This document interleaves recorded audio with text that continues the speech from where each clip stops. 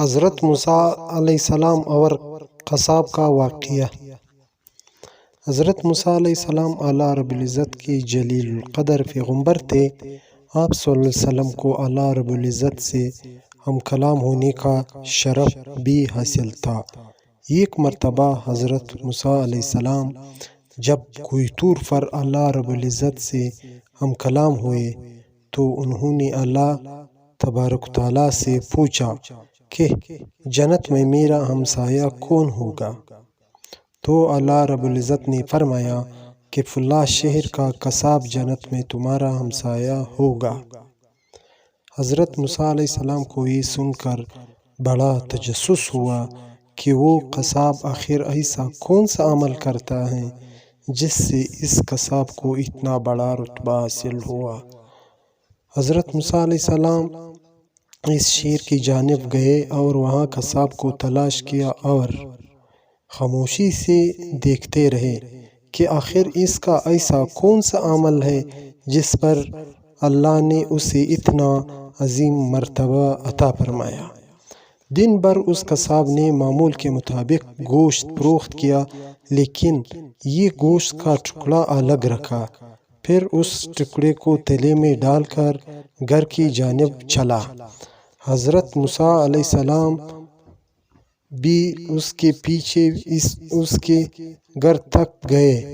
پھر حضرت موسیٰ علیہ السلام نے اس قصاب سے اس کا مہمان بننے کی گزارش کی، جو اس نے بخوشی قبول کر لی۔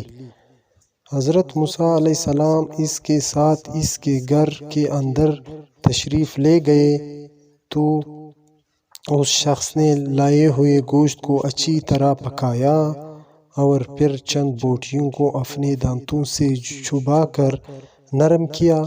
پھر گھر کے اندرونی حصے میں چارپائی پر لیٹی ایک بوڑھی خاتون کو اٹھایا، اسے پیار سے کھانا کھلایا اور اس کا بستر وغیرہ سیدھا کیا۔ پھر اس بوڑھی خاتون نے اس قصاب کے کان میں کچھ کہا جس پر وہ مسکرا دیا۔ قصاب نے اس عورت کو بستر پر لٹایا اور خود کمرے سے باہر آ گیا۔ پھر اس نے حضرت موسیٰ علیہ السلام کو کھانا کھلایا۔ کھانا کھانے کے بعد حضرت موسیٰ علیہ السلام نے اس سے دریافت کیا کہ بستر پر لیٹی ہوئی خاتون کون ہے اور اس نے تمہارے کان میں کیا کہا تھا؟ جس پر اس قصاب نے بتایا کہ وہ میری والدہ ہے، وہ بے حد سادہ عورت ہے۔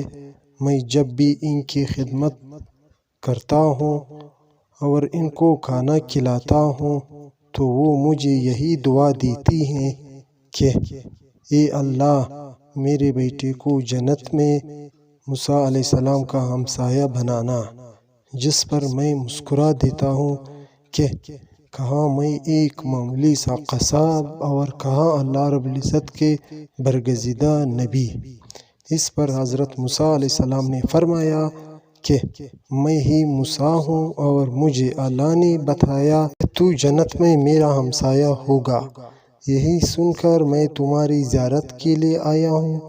اللہ رب العزت سے دعا ہے کہ ہمیں بھی اپنے والدین کی خدمت کرنے کی توفیق دے اور ان کی دعا ہمارے حق میں قبول فرمائے، آمین یا رب العالمین۔